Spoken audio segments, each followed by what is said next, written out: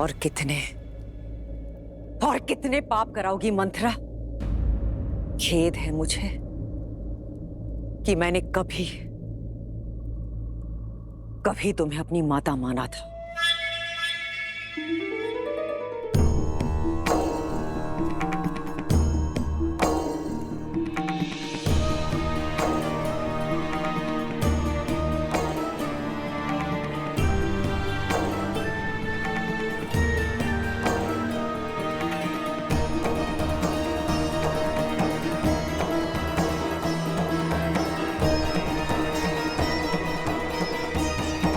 मेरी कटुवाणी ने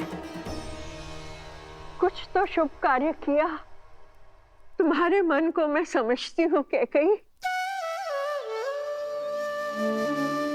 इस पाप की कोठरी में मेरे दुष्ट भाव ने तुम्हें डाला था, किंतु मैं जानती थी कि मेरे कटु वचन ही तुम्हें इससे बाहर निकालेंगे।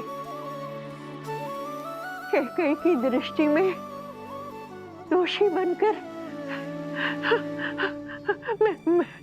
मैंने राम काज पूर्ण कर दिया। हे प्रभु, क्षमा तो दे चुके हो, अब दया दृष्टि दीजिए प्रभु। अपने चरणों में शरण दीजिए प्रभु, अपने चरणों में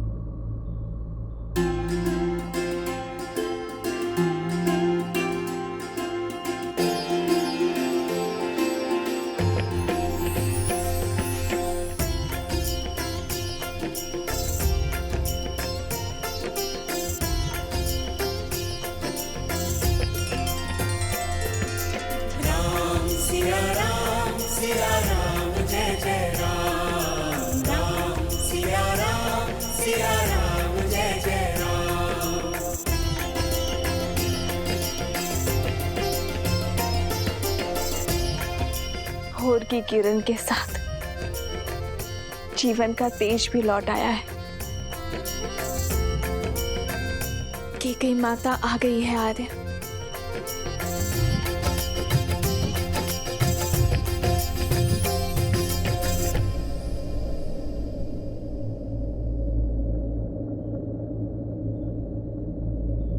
माँ,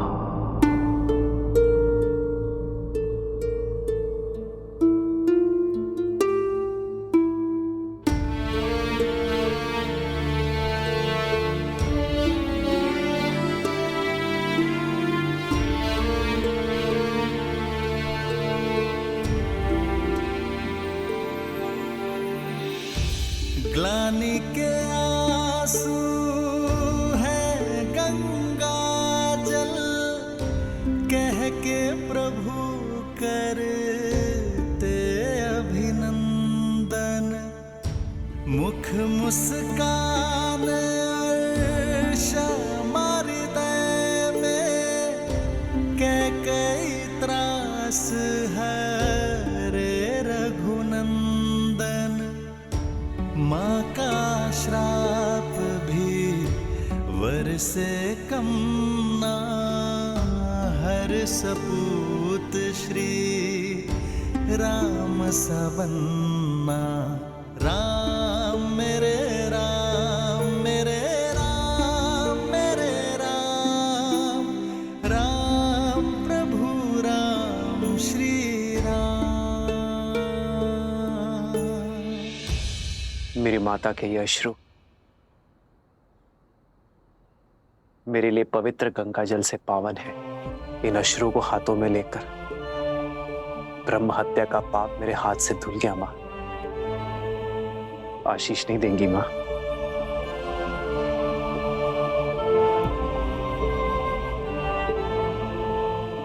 आयुष्मान भव।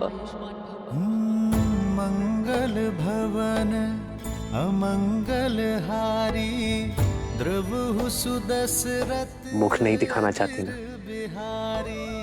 ठीक है, किंतु अपने पुत्र को चरणों में बिठाकर उसकी बात सुनने की कृपा कीजिए माँ। आइए माँ।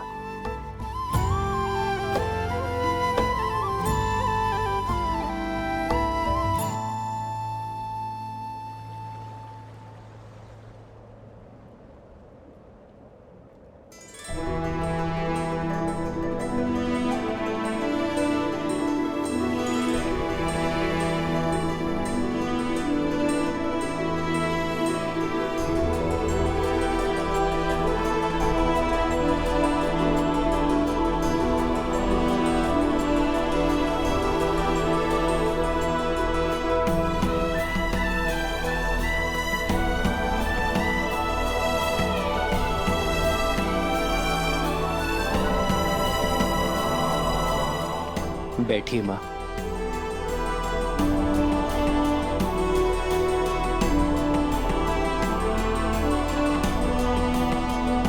रघुवंशी हैं हम, वो वंश जिसका इतिहास धर्म, वीरता और समर्पण की नींव पर रखा गया है, और जिनसे हमें यह नाम मिला वो पितामहों के पितामह महाराज रघु एक महान योद्धा थे। स्वयं देवताओं ने उनके सत्य और शौर्य की प्रतिमा को स्वीकार किया है। महाराज भागीरथ जो अपने पूर्वजों के तर्पण के लिए स्वयं शिवलोक पहुंच गए, नारायण को प्रसन्न कर उनके चरणों से गंगा बहाई, फिर ब्रह्मदेव से उसे उनके कमंडल में धारण करवाया। स्वर्ग से गिरती मां गंगा के वेग को थामने के लिए महादेव को उनकी जटा में रोकने के लिए मनाया। महादेव की जटा से गिरती धरा को भारत में लाने के लिए स्वयं अपने नखों से नहर खोदी। और महाराज दिलीप की धर्म की कहानियों से तो स्वयं इंद्रलोक भी अछूता नहीं है। आपके पति मेरे पिताश्री महाराज नेमी, उन्होंने 10 दिशाओं में युद्ध लड़ा, देवासुर संग्राम लड़ा और महाराज दशरथ कहलाए। मेरे सभी पूर्वजों ने संसार में रघुवंश की कीर्ति का ध्वज लहराया है, धर्म को स्थापित किया है। अयोध्या के सिंहासन पर अब राम नहीं, भरत बैठेगा। भरत बैठेगा। राम के लिए 14 वर्ष का वनवास।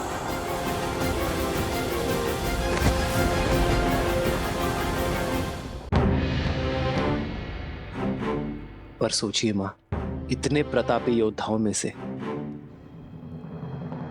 किसी ने दक्षिण की ओर प्रवास करने की इच्छा नहीं की, किसी ने वहां धर्म का ध्वज नहीं लहराया।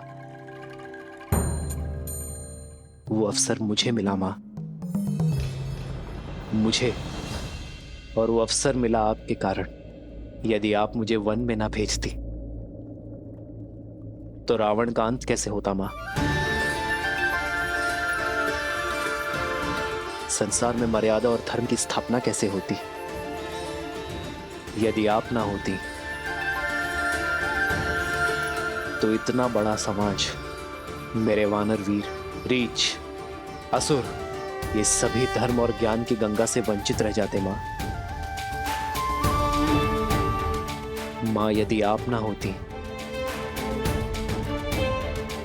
तो समस्त दक्षिण आज उत्तम धर्म का सुख नहीं भोग पाता मां।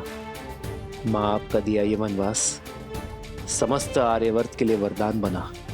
वो आप ही थी जिन्होंने महाराज दशरथ से लड़कर हम भाइयों को गुरुकुल भेजा। मां, वो आप ही थी जिन्होंने रावण का अंत और मर्यादा की स्थापना का आधार रखा। ये जो मेरे मित्र हैं, मेरे सहायक, मेरे वानर वीर, जिन्होंने मेरी रक्षा की। ये केवल मेरा राज्य अभिषेक देखने नहीं आए हैं माँ, केवल यहां भोज खाने नहीं आए हैं।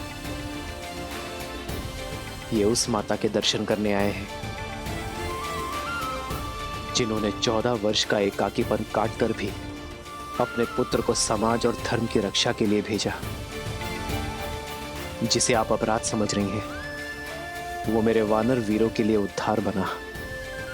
इतना घोर लांछन सहने पर भी आपने संसार में मर्यादा और धर्म की स्थापना में योगदान दिया है मां।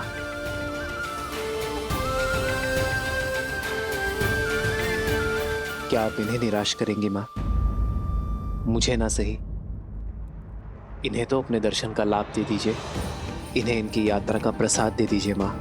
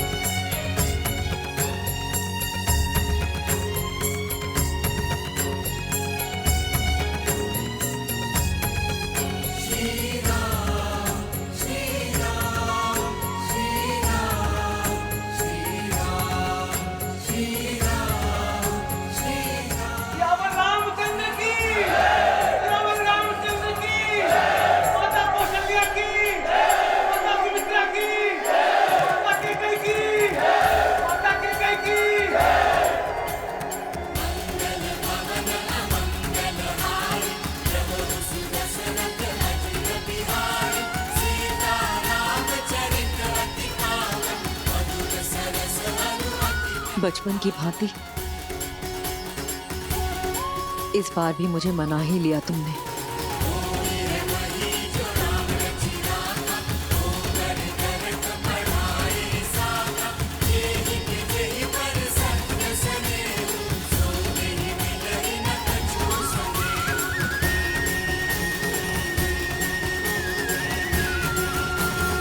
कराए दक्षिण का उद्धार,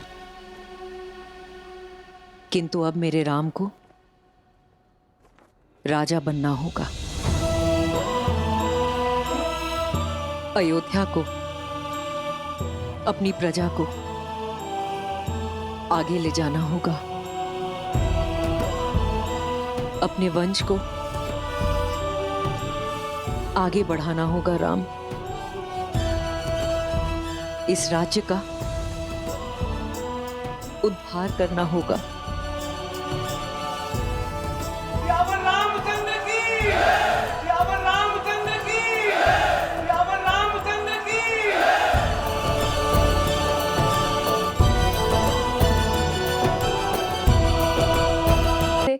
दुख के बादल छट गए और मेरा परिवार पूरा हो गया। राम, सीता, तुम दोनों अंधेरे जीवन में प्रकाश का दीप हो, दुखियारे जीवन में सुख और प्रीत हो। पुत्र के विजय पर माता का मुख उत्साह से दमकता है। आपकी आंखों में प्रसन्नता के अश्रु होने चाहिए माता। सत्य कहा तुमने सीता। मेरे कारण अयोध्या पर जो कलंक और ग्रहण लगा था, आज अयोध्या उससे मुक्त हुई है। ये अश्रु उसी की खुशी में। नहीं माता, आप ग्रहण नहीं, ईंधन है जिसने आपके प्रकाश को अयोध्या में ही नहीं पूरे संसार में प्रखर किया है।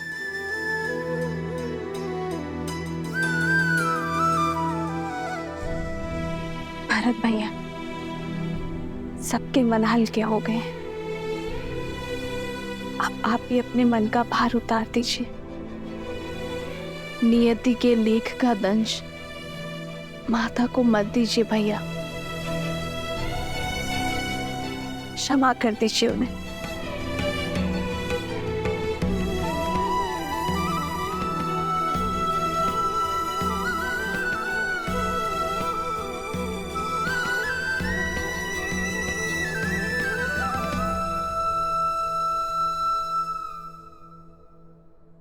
देखी परिवार प्रभु अति भावुक भाए, सबहि प्रेमा बस आरती गाए।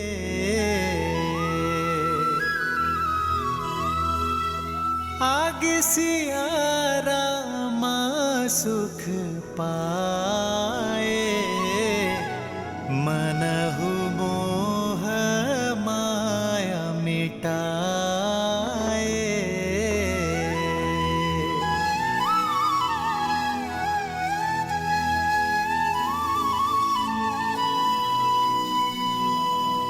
अयोध्या के प्रजाजनों, अयोध्या के कष्ट के मेघ छट चुके हैं। शीघ्र ही रघुकुल के दीपांकर महर्षि दशरथ जी के ज्येष्ठ पुत्र श्री रामचंद्र जी का राज्याभिषेक होगा। राज सिंहासन पर विराजमान होने की उत्तम तिथि एवं मुहूर्त शीघ्र घोषित होंगे और आप सब लोग उसमें आमंत्रित होंगे। श्री रामचंद्र जी के राज्याभिषेक की तैयारियों में जुट जाइए। रामचंद्र की, रामचंद्र की, रघुपति रामचंद्र की, रघुपति रामचंद्र की, माता सीता की, माता सीता की।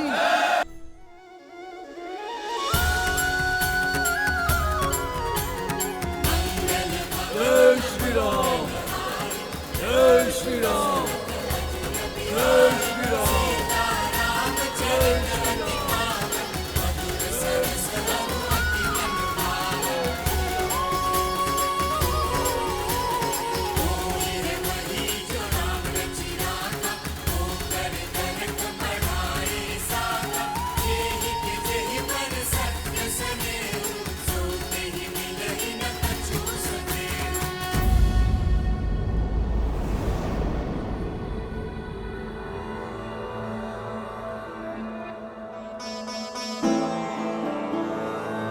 राम,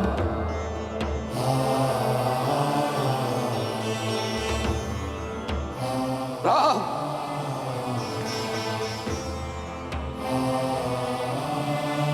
भरत आपके लिए कुछ भेंट लाया पिताश्री। मेरे पुत्र में इतनी अद्भुत प्रतिभा है, आशा करता हूं बाण भी उतने ही वेग से चलाते होंगे।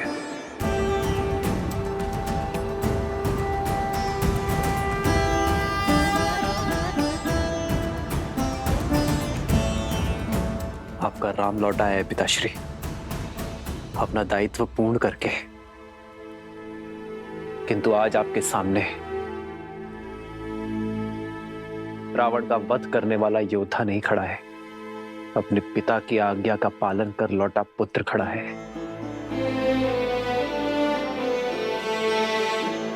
एक बार आपने कहा था कि पिता के आदेश केवल शब्द नहीं होते, वो कुल का आदर्श, स्वप्न, यश, प्रतिष्ठा और सम्मान की धुरी होते हैं। आपने सत्य कहा था पिताश्री। इस यात्रा में मैंने जाना कि एक पुत्र पिता की संपत्ति, धनराज्य सब अर्जित कर सकता है, किंतु अमूल्य भेंट, वो विश्वास, वो मूल्य है जिन्हें उसके पूर्वजों ने स्थापित किया और पिता ने प्रमाणित किया। रघुकुल रीत सदा चली आई, प्राण जाए पर वचन न जाए। ओ रघुकुल रीत सदा चली आई, प्राण जाए पर वचन न जाई।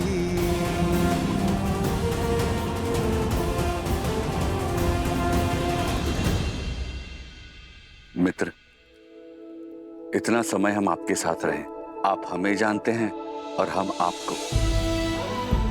किष्किंधा वासियों के मन में इच्छा है कि हमें भी अयोध्या देखने का, जानने का सौभाग्य मिले।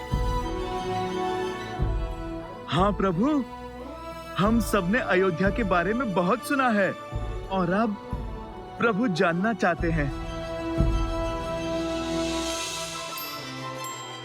अवश्य हनुमान, कुछ क्षण आप सभी विश्राम कर लीजिए। मैं स्वयं आप दोनों को अयोध्या भ्रमण के लिए ले जाऊंगा।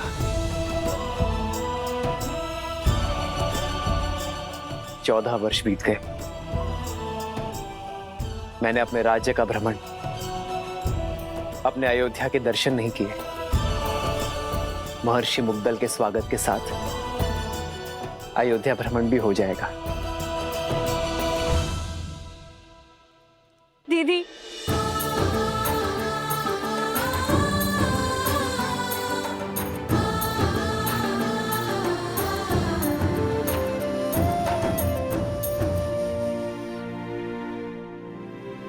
मुझे उर्मिला से मिलना है।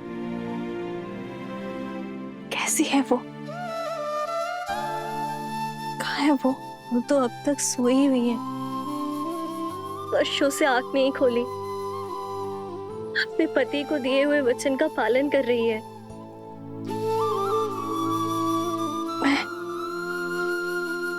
मैं देखना चाहती हूँ उसे, अभी इसी क्षण। मुझे ले चलो उसके पास। हाँ। रुक जाओ सीते।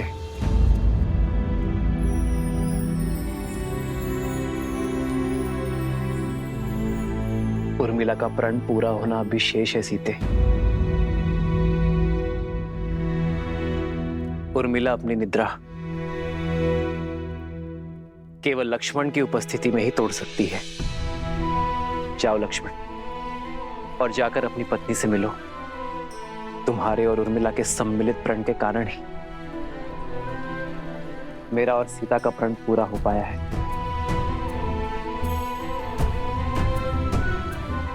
उर्मिला ने महल में रहकर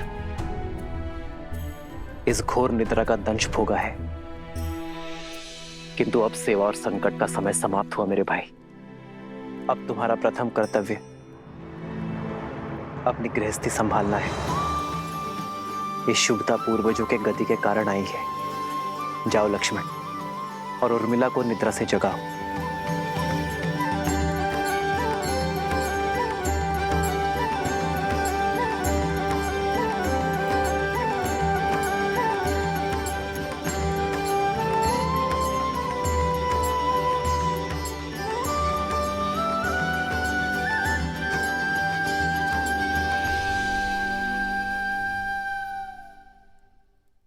चौदह वर्ष तक मैं आपकी नींद लेती रहूंगी, ताकि आप 14 वर्ष तक बिना सोए अपना धर्म निभा सके।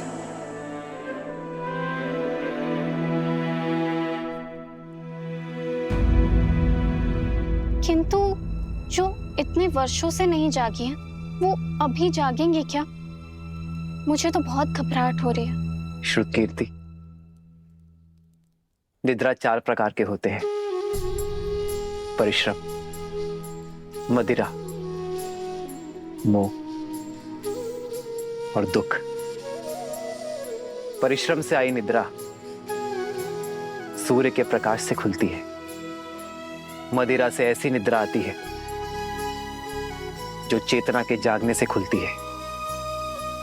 मोह की निद्रा ज्ञान प्राप्ति से खुलती है। और दुख से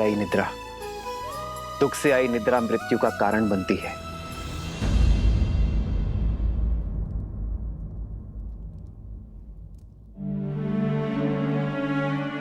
मैं जहां पर भी रहूं आर्य, मेरा मन सदैव आपके पास ही रहेगा। मेरी केवल एक ही इच्छा है आर्य, कि मैं जब भी अपनी आंखें खोलूं, केवल आपको देखूं। उर्मिला, कैसी अभागन हूं मैं। मेरे लक्ष्मण और उर्मिला मेरे कर्मों का भुगतान कर रहे हैं। नहीं मां, उर्मिला की निद्रा कोई श्राप नहीं है, ये तो उसका तप है, प्रेम की शक्ति है। उर्मिला केवल अपनी निद्रा ही नहीं, लक्ष्मण की निद्रा भी ले रही है। ये तो निद्रा देवी का आशीर्वाद है लक्ष्मण और उर्मिला दोनों को।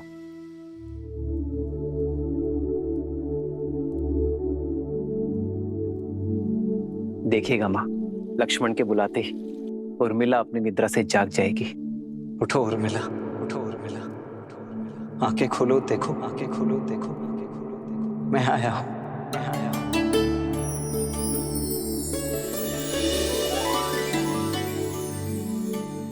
आर्य, आप, हे महादेव, आपके वनवास के प्रस्थान का समय हो गया। आपके प्रस्थान हेतु सहायता करने के बजाय अपनी निद्रा पूरी कर रही थी। क्षमा कीजिए आर्य।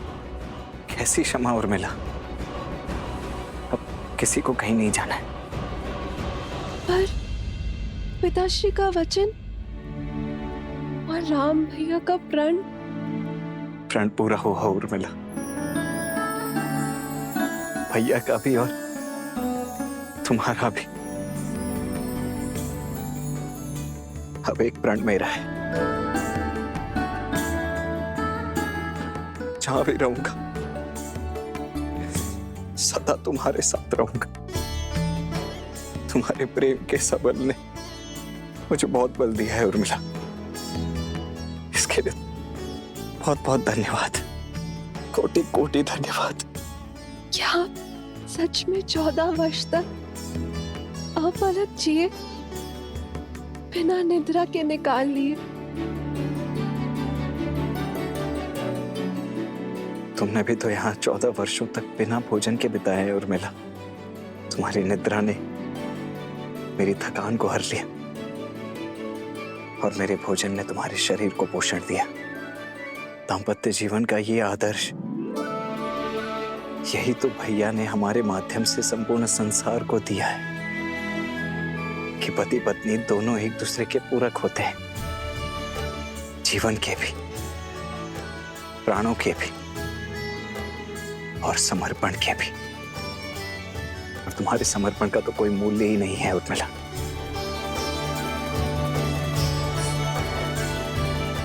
अब चलो, पूरा परिवार, समस्त अयोध्या और विशेषतः भाभी माँ तुमसे मिलने के लिए अत्यंत व्याकुल है। मैं भी आर्य। आओ दीदी,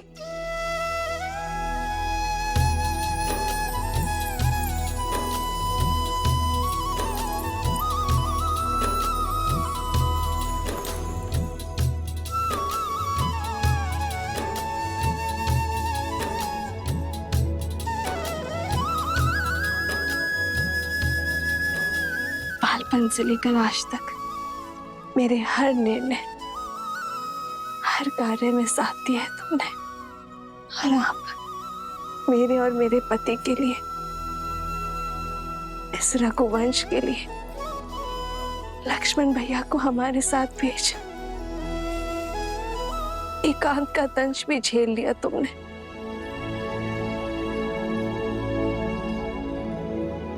ना जाने ये ऋण कैसे चुका पाऊंगी मैं।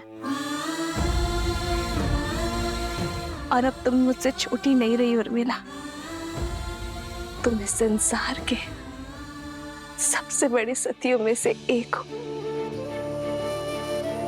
मैं वो चंद्रमा हूँ जो अपने दीदी के प्रकाश से तेज पाता है। मैं आपसे कभी बड़ी हो ही नहीं सकती दीदी। और रही बात बहनों के बीच, ऋण की बेड़ी नहीं, आलिंगन का बंधन होता है।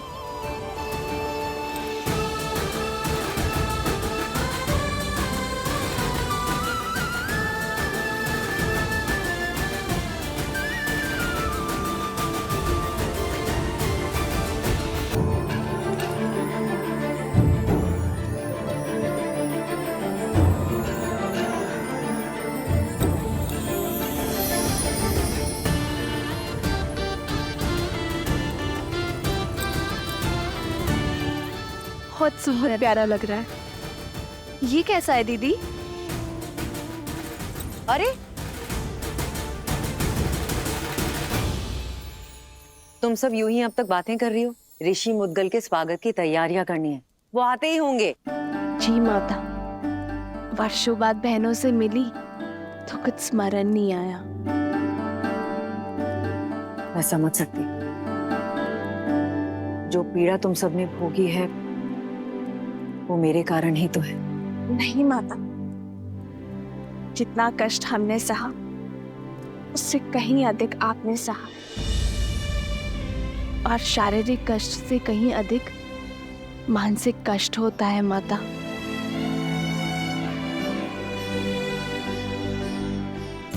धन्यवाद मेरी पुत्री, किंतु अब कष्ट के और पीड़ा के दिन समाप्त हुए। प्रसन्नता से ऋषि मुद्गल का स्वागत करते हैं, उनसे उपदेश लेते हैं। जो कष्ट और पीड़ा मेरे पुत्रों ने भोगी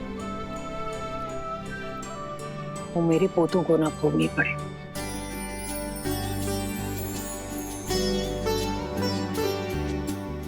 और अब तो केवल इसी समाचार की प्रतीक्षा है कि कब मुझे ये बताया जाए कि मैं मां से दादी बनने वाली।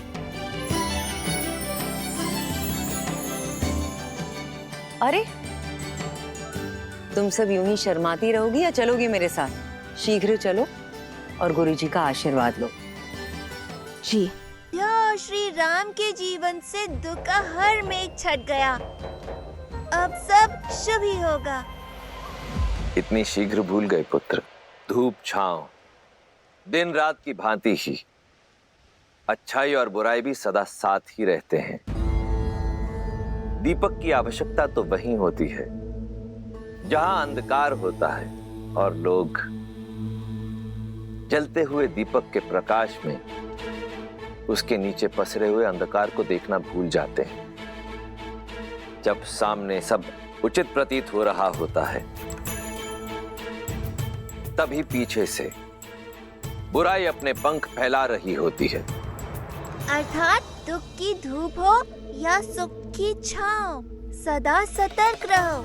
हाँ पुत्र, जब भी हम जीवन में कोई शुभ या मंगलमय कार्य करें तब हमें अतिरिक्त सावधानी और सतर्कता बरतनी चाहिए। सत्य और धर्म की क्षमता पर विश्वास रखते हुए अपने तन मन को और अधिक दृढ़ करना चाहिए। प्रिय गणेश, वो देखो, श्री राम उसी योजना का शंखनाद कर रहे हैं। राम राज्य की स्थापना का आरंभ कर रहे हैं।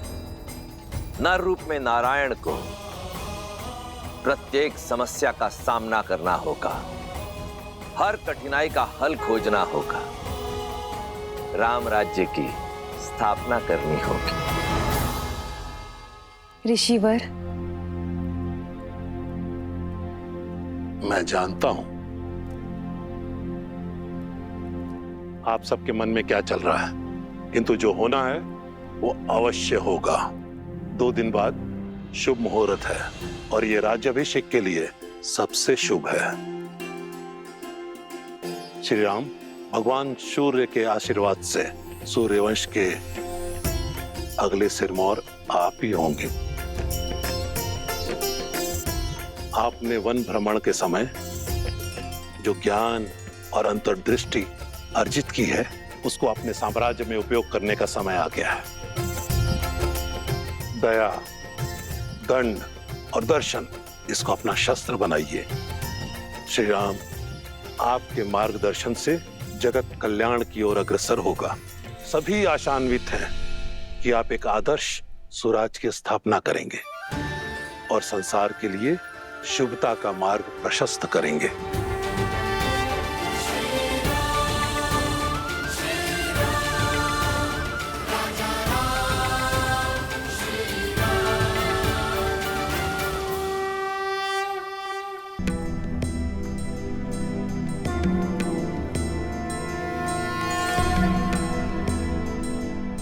ऋषिवर, एक प्रश्न है जो बार बार मन को कचोटता है। क्या उसका उत्तर मिल पाएगा? पूछिए राजमाता। ऋषिवर, एक संतान माता या पिता का पाप या पुण्य भोगती है, तो मुझसे ऐसा कौन सा पाप हो गया कि मेरे पुत्र और पुत्रवधू को वन की पीड़ाएं भोगनी पड़ी? माता, जिनके कर्म और जीवन चक्र अंतिम पड़ाव पर होते हैं, अर्थात जो अपना अंतिम जीवन जी रहे होते हैं, उन्हें अकारण भी कष्टों का भागी बनना पड़ता है और जीवन की यह अंतिम परीक्षा देनी पड़ती है।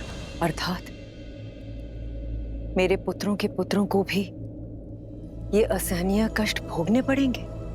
माते, संसार के हर प्राणी का भाग्य सूर्य देव की पुत्री माता छठी के हाथों लिखा जाता है। इसलिए नवजात शिशु की कुंडली 6 दिवस के बाद बनाई जाती है। आप तो साक्षात सूर्य देव के वंशज हैं, सूर्यवंशी हैं। यदि आपकी पुत्र वधुएं आपके पूर्वज सूर्य और उनकी पुत्री छठी माता की आराधना करें, तो भविष्य में उनकी होने वाली संतानों के भाग्य में सुख और समृद्धि आना अटल है। छठी माता की कृपा से शीघ्र ही इस राजमहल में पालना भी बंधेगा और किलकारियां भी गूंजेंगी।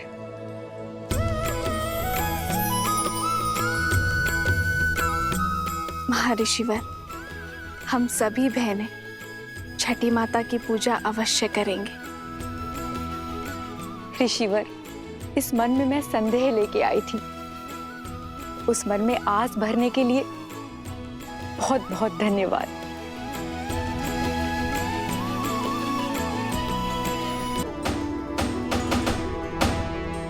दो दिन के बाद हमारे श्री राम का राज्याभिषेक शुभ घड़ी में होने वाला है। सारी प्रजा को निमंत्रण है कि इस पावन अवसर पर उपस्थित रहे। सुनो सुनो सुनो। पूरा नगर पल के बिछाए आपका इंतजार कर रहा है। सभी के मुख पर आपका इनाम, आप ही के द्वारा स्थापित होने वाले सुराज्य की बात है। और महर्षि मुग्दल ने भी तो यही कहा कि इस समस्त राष्ट्र में सुराज्य आप ही स्थापित करेंगे। किंतु ये सुराज्य है क्या? माना कि वानर हूं, लेकिन किष्किंधा का राजा भी तो हूं। कल उठ के ये सारा भार अंगद को ही तो संभालना है मेरे बाद। जानना चाहता हूं कि सुराज्य है क्या? अर्थ बताइए प्रभु। हाँ प्रभु, अर्थ बताइए।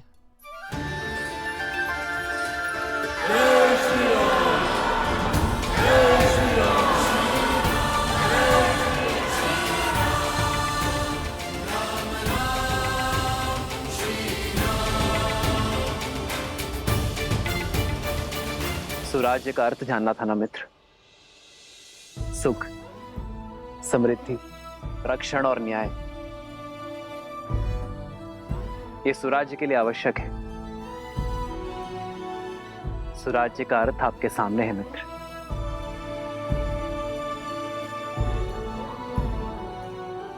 प्रजा के मुख पर जब खुशी हो, क्या वही स्वराज्य कहलाता है? जब राजा को देख प्रजा के मुख पर प्रसन्नता हो, वो सामान्य राज्य है। प्रजा के चेहरे पर जो स्मित है, वो एक सुखद बदलाव और समृद्ध भविष्य की अपेक्षा है। प्रजा को आशा होती है कि राजा उनके दुख सुनेगा, उनकी पीड़ा हरेगा। पर सुराज्य वो जब प्रजा को देख राजा के मुख पर प्रसन्नता हो, राजा को संतुष्टि कि वो अपनी प्रजा की अपेक्षाओं को पूर्ण कर पाया है। जब राजा को यह विश्वास हो कि वो अपनी प्रजा के जीवन में बदलाव लाने में सक्षम है, वो है सुराज्य। प्रजा को देख एक राजा तब मुस्कुराता है जब वो जानता है कि ना राजा के मन में कोई प्रश्न है, ना ग्लानि है, ना पीड़ा है, और ना ही उसके प्रजा के मन में। आज मेरी प्रजा के मुख पर स्मित है। मैं अपनी प्रजा की अपेक्षाओं को पूर्ण कर सुराज्य को अवध में लाना चाहता हूं मित्र। और जब यह क्षण आएगा, तब मेरे मुख पर स्मित होगा। आओ मित्र। राम